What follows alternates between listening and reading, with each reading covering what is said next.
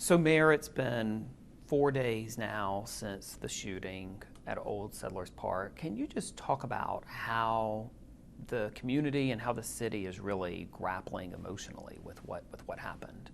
Yeah, you know, it's probably one of the toughest things I've ever had to face as a mayor, and I think our citizens, myself, the council, our city staff, we're heartbroken over the loss. We're devastated for, you know, Miss McNair's family, Miss Duke's family, you know, and when you see things come out about them, I mean, they were amazing women that had huge impacts on their community. And you know, I'm a man of faith. And when things like this happen, that's when you start questioning, well, why do you take two people like that who have had such an impact on our community? And we need people like that more than ever in our communities right now. And so I'm heartbroken. I'm heartbroken for the families. Our staff, we're all heartbroken. You know, and it was, you know, a senseless act of cowardness that occurred. When you talk about how the community is sort of trying to wrap their mind around what happened, is there a sense of sort of a reality that violence and gun violence has come to town now, that your city, like many other cities across the country, are no longer immune to these kinds of acts? Sure, I think that, you know, it's something, you know, people have asked me about that, you know, do you get worried? I've been worried for a while, just in the sense of having these open events, because that's what we have, and they're free events. And you know, when you have these events, this is what brings our community to get together. We learn our differences from each other, and we're stronger. And our community will step up and be stronger and help in any way these families, the victims that were injured. And you'll see that, and you'll see it over time. You may not see it all publicly, but we've had people reaching out, how can we help? How can we do things? And so they will step up, and we'll be stronger. Don't let, this incident will not divide this community. We're united, and we'll be united, and we'll be stronger together with it. But yeah, I don't think any community, you always see it on TV and think, you know, I hope that never happens in my community. But it has. But again, it's a cowardly act that did this. When you say cowardly act, can you just elaborate on what you mean by that? Well, you know, I mean, we've had 16 of these events, not to mention all the many other events that we do downtown, our parade, our 4th of July. We have a number, as you know, a number of events going on in Centennial Plaza with a lot of plans in place of security and stuff, and it's family friendly. I was out there that night, and you see families enjoying their time, and you have these suspects that have no care about the innocent and come into our community and do what they did. It's a senseless, cowardly act. I don't know how else to make it more clear that it's cowards that did this. I want to ask you this, and I certainly respect that you may not be fully briefed on the law enforcement investigation and extremely limited in what you are able to say. But you did say one thing that I want to follow up on, and that is you believe that this shooter or possible shooters came to Round Rock. So are you saying that you have information that these may not have been Round Rock residents? You know, I don't know that yet. You know, as the police has stated, it's two groups of people that were involved. We don't know exactly where they were from or what. But let me tell you what's going on with the investigation, because you're right, I can't get into it. But what I do know is our chief and this police department, along with other multi-agencies, are working tirelessly to find them. And no rock will be left unturned, and we will bring them to justice.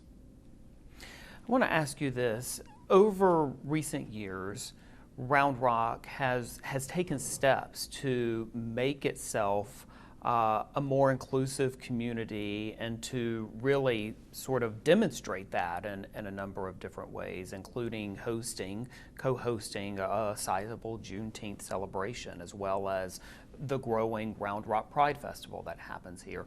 Do you have some concern that what happened could tarnish those efforts in some way or undermine the work that the city has done?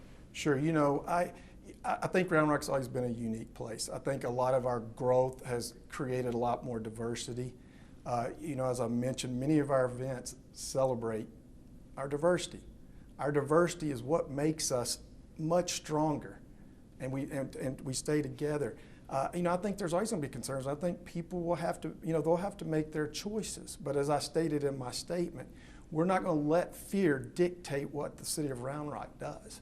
We plan on continue to have these community events because that's what makes a community, and people look forward to it. And it's always been a concern anytime you have any kind of major event and when you hear stuff that goes on. And there's a number of our events that always has an operations plans in place. We're not going to go tell everybody what we're doing.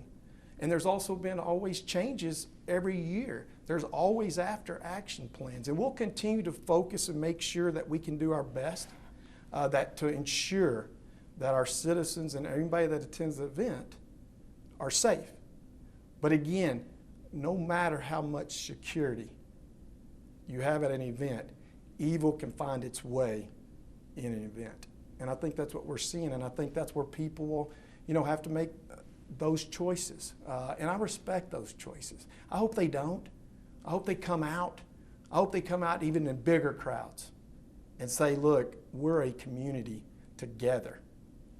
And you've got some sizable events on the horizon, including a big 4th of July celebration, for example, and others as well, right? That is correct. And we have every intent of moving forward with our 4th of July parade, our 4th of July fireworks show, and as always, there'll be operation plans in place with regards to security, and you know those things. You know, you kind of hear some of the stuff about metal detectors and stuff like that. But tell me along May Street how you have access points from everywhere. There's no way you would ever do it.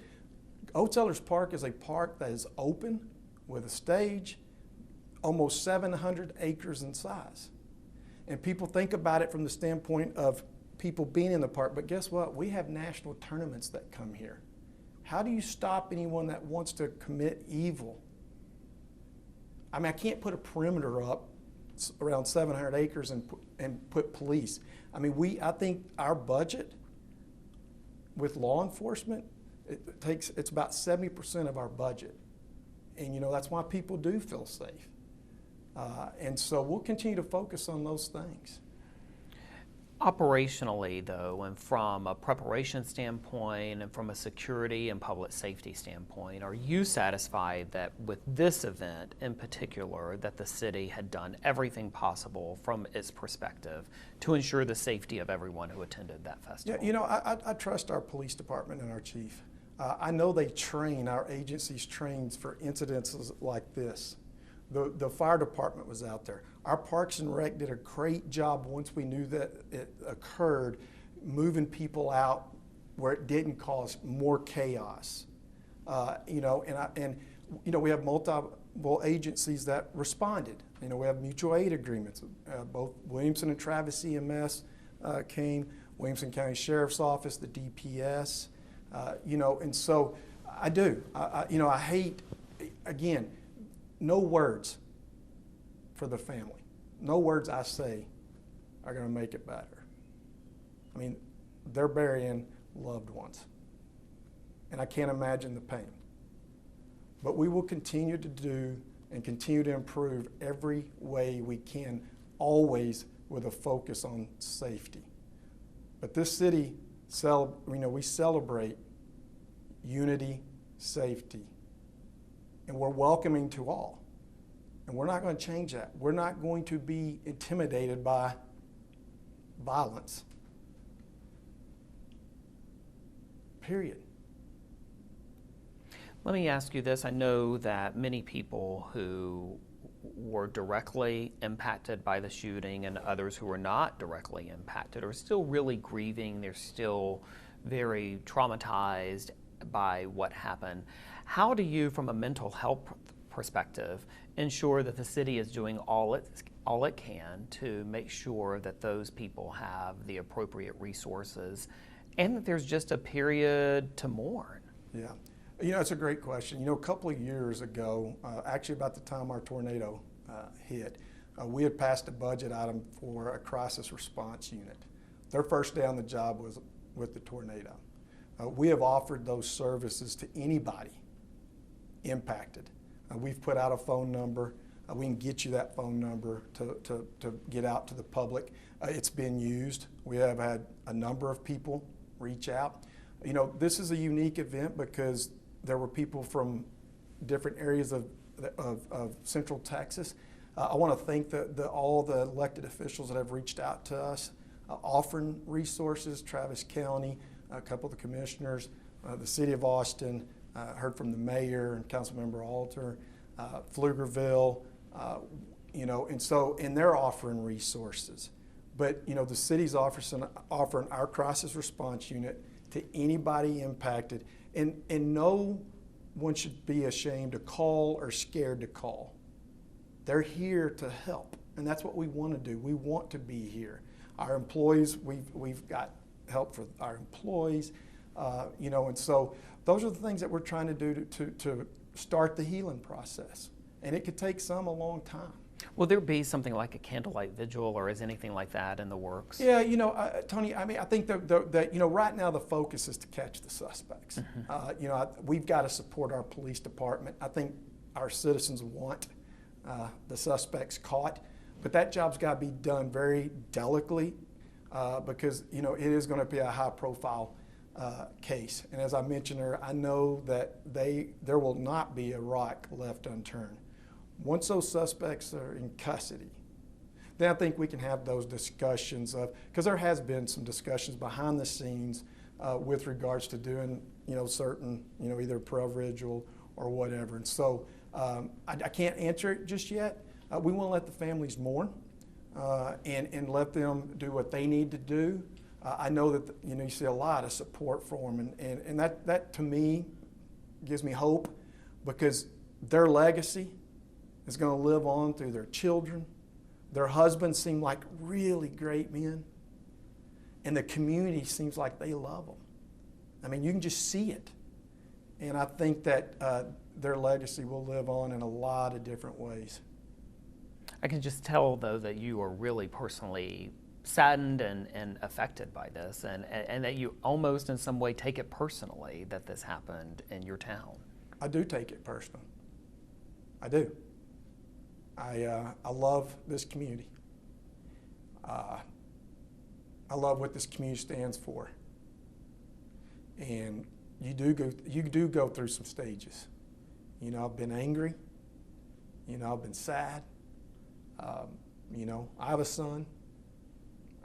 You know, to watch the press conference the other day of the man with his 3 children, Mr. Vickner and his 3 children, I mean, he's got to figure out how to move forward without their mother, their amazing mother. And so, yeah, I do take it personal. How can you not and be in this seat?